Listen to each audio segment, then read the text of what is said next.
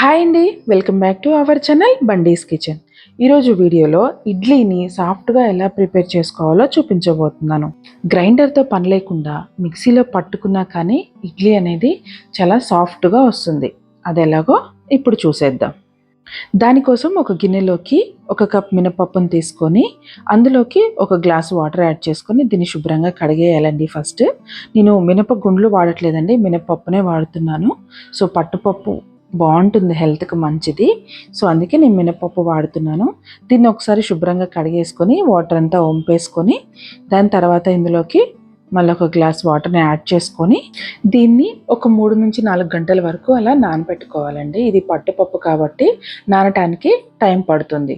So ఇది అలా పక్కన పెట్టేసుకుందాం. ఇప్పుడు ఇంకొక గిన్నె తీసుకొని దీంట్లోకి 2 కప్పుల రవ్వను యాడ్ చేస్తున్నాను. నేను 1 కప్పు మినపప్పు తీసుకున్నాను కాబట్టి 2 కప్పుల రవ్వను వేస్తున్నాను. దీన్ని కూడా మినపప్పుతో పాటు నేను నానబెట్టేశానండి. సో మినపప్పుతో పాటు రవ్వ కూడా నానితే ఇడ్లీ అనేది చాలా అంటే చాలా సాఫ్ట్గా వస్తుంది. సో అందుకే నేను రవ్వను కూడా ముందే నానబెట్టేశాను. పప్పుని ఒక 5 గంటల వరకు నానబెట్టేశానండి. 5 గంటల తర్వాత పప్పు చూడండి ఎంత మంచిగా నానిపోయిందో. ఇప్పుడు దీన్ని శుభ్రంగా కడిగేసుకోవాలి. ఈ పట్టంతా పోయే వరకు. మొత్తం అంతా పోవాలని లేదండి, పట్టు ఉన్న హెల్త్కి మంచిదే. కడిగిన పప్పుని ఫస్ట్ ఇలా గాలించుకోవాలండి. దీంట్లోకి రాళ్ళు కానీ మట్టి కానీ కంపల్సరీగా ఉంటుంది. ఇది పట్టుపప్పు కాబట్టి గుండ్లు పప్పు అయితే మనం గాలించాల్సిన అవసరం లేదు, కానీ పట్టుపప్పు అయితే కంపల్సరీగా ఇలా గాలించుకోవాలి. చూడండి వీడియోలో చూపిస్తున్నాను ఎంత మట్టి వచ్చిందో. అందుకే ఇలా పట్టుపప్పు తీసుకున్నప్పుడు ఎప్పుడైనా సరే గాలించుకోవాలి, లేకపోతే మనం ఇడ్లీ తినలేము. ఇలా గాలించుకున్న మినపప్పుని ఒక మిక్సీ జార్ తీసుకొని అందులోకి మినపప్పు అంతా యాడ్ చేసుకొని కొంచెం వాటర్ యాడ్ చేసుకొని మెత్తగా గ్రైండ్ చేసుకోవాలి. ఇలా గ్రైండ్ చేసుకున్న ఈ పిండిని ఒక గిన్నెలోకి ట్రాన్స్ఫర్ చేసుకోవాలి. ఇలా ట్రాన్స్ఫర్ చేసుకున్న తర్వాత మనం ముందుగా నానబెట్టుకున్న రవ్వ ఉంది కదండి, సో దాన్ని ఇప్పుడు ఈ పిండిలోకి యాడ్ చేసుకుందాం. ఈ రవ్వని ఒకసారి ఇలా ఫస్ట్ వాటర్ పోసుకున్న ఆ వాటర్ అంతా ఒకసారి తీసేసి ఆ రవ్వని పిండిలో యాడ్ చేసే ముందు ఇలా వాటర్ అంతా పిండేసుకొని పిండిలోకి యాడ్ చేసుకోవాలి, లేకపోతే పిండి అనేది జావగా అవుతుంది. సో అందుకే రవ్వలోని వాటర్ అంతా తీసేసి ఇలా యాడ్ చేసుకోవాలి.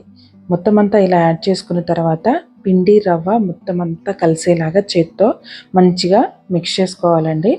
ఇలా రవ్వ మొత్తం పిండికి పట్టేలాగా మొత్తం అంతా ఇలా కలిపేసుకోవాలి.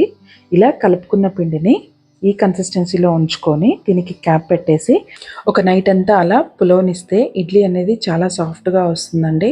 దీన్ని ఫ్రిడ్జ్లో పెడితే ఇడ్లీ అనేది గట్టిగా వస్తుంది. అలానే నైట్ బయట ఉంచేస్తే ఇడ్లీ అనేది చాలా సాఫ్ట్గా ఉంటుంది. మార్నింగ్ అయ్యేసరికి పిండి ఈ విధంగా మంచిగా పులిసిందండి, చూస్తున్నారు కదా. సో పులిసి మంచిగా పొంగింది. సో దీన్ని మొత్తాన్ని ఇలా గరిటె తీసుకొని ఒకసారి బాగా మిక్స్ చేసుకోవాలి. ఇలా బీట్ చేసుకుంటేనే పిండి అనేది మొత్తం అంతా కలిసిపోయి ఇడ్లీ అనేది సాఫ్ట్గా వస్తుంది. ఇందులోకి ఒక 1.5 స్పూన్ సాల్ట్ యాడ్ చేస్తున్నాను. నేను ఒక్క రోజుకే పట్టుకున్నానండి ఇడ్లీ పిండి, సో అందుకే నేను ఇడ్లీ పిండి మొత్తానికి సాల్ట్ కలిపేస్తున్నాను. అదే మీరు ఇంకొక రోజు స్టోర్ చేసుకోవాలి అనుకుంటే ఒక్కరోజు సరిపడా పిండిలోకి సాల్ట్ కలుపుకోండి. ఇడ్లీ పిండి అనేది పులవకుండా ఉంటుంది. ఇప్పుడు ఇడ్లీ పాత్రని తీసుకొని అందులోకి అడుగున ఒక 2 గ్లాస్ వాటర్ని యాడ్ చేసుకోవాలి. సో ఇలా యాడ్ చేసుకున్న తర్వాత దీన్ని స్టవ్ మీద పెట్టుకోవాలి. ఇప్పుడు ఇడ్లీ రేకుల్ని శుభ్రంగా కడిగేసుకోవాలి. నేను ఆయిల్ అనేది అప్లై చేయనండి, జస్ట్ వాటర్తోనే కడిగేసి ఇలా ఇడ్లీ వేసేస్తూ ఉంటాను.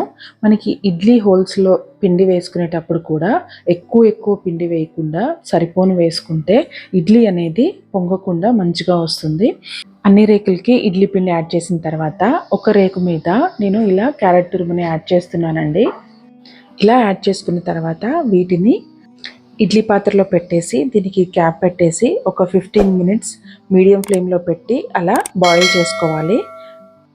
ఒక 15 మినిట్స్ తర్వాత వెంటనే అలా క్యాప్ తీయకుండా ఒక 2 మినిట్స్ అలా వదిలేసిన తర్వాత మనం క్యాప్ తీసుకొని ఇడ్లీని సర్వ్ చేసుకుంటే ఇడ్లీ అనేది చాలా సాఫ్ట్గా ఉంటుంది. అలాగే మంచిగా రేకుల్లో నుంచి కూడా ఈజీ అవుతుంది.